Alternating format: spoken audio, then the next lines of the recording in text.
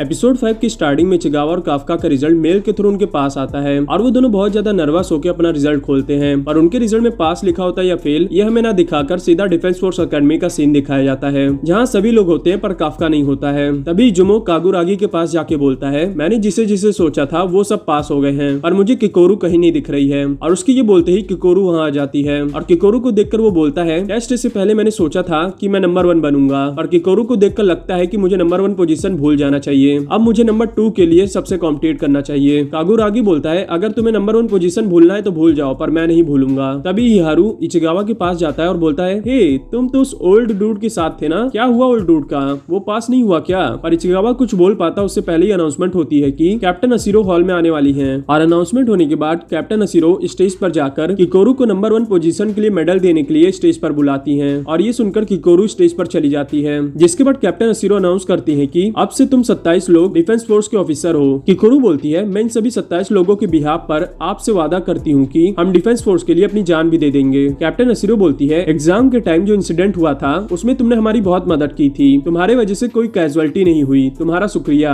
ये सुनकर किकोरू मन में बोलती है, वो मैं नहीं थी जिसने उस काइजू को हराया, वो तो काफका था जिसने उस काइजू को मारा। काफका कहाँ हो तुम, तुम्हें यहाँ होना चाहिए था। उस दिन तुमने सिर्फ मेरी जान ही नहीं बचाई थी बल्कि मेरी परवाह भी की थी जैसे कि मैं कोई छोटी बच्ची हूँ। हाँ पर वो चीज मुझे बिल्कुल भी पसंद नहीं आई थी। पर जब किकोरू ये सब सोच रही होती है तभी अचानक से काफका भागता हुआ हॉल में आता है और उसके हॉल में आते ही हमें फ्लैशबैक में सिलेक्शन मीटिंग का सीन दिखाया जाता है जहाँ काफका की बात चल रही होती है कि उसने एग्जाम में सबसे कम स्कोर किया है इसलिए हमें उसे फेल कर देना चाहिए और कैप्टन असीरो भी सबके बात में एग्री करने वाली होती है। पर तभी वाइस कैप्टन असीनो बोलता है, नहीं मैं उसे फेल नहीं करना चाहूंगा, मुझे पता है उसके स्कोर बेलो है और वो कहीं से भी ऑफिसर बनने के लायक नहीं है। पर एग्जाम टाइम में वो काइजू के वीक पॉइंट को बहुत अच्छे से फिगर आउट कर रहा था और वो अपने एग्जाम पे फोकस न करके दूसरों की मदद कर रहा था। ऐसे लोग बहुत कम होते हैं और सबसे बड़ी बात यह है कि वो बहुत ही ज्यादा फनी है। मजाक से हटकर मुझे नहीं लगता है हम उसे फुल ऑफिसर बना सकते हैं, पर हाँ हम उसे प्लाटून ऑफिसर तो बना ही सकते हैं। हो सकता है वो ट्रेनिंग से बहुत ज्यादा इंप्रूव हो जाए। और ये सब फ्लैशबैक में होने के बाद हमें प्रेजेंट का सीन दिखाया जाता है जहाँ बाकी सभी मेंबर्स काफका को पास हुआ देखकर बहुत ज्यादा हैरान हो जाते हैं। जिसके बाद कैप्टन असीरो अनाउंस करती है, मैं आप सबका धन्यवाद करती हूँ कि आप सबने डिफेंस फोर्स को ज्वाइन करने का सोचा।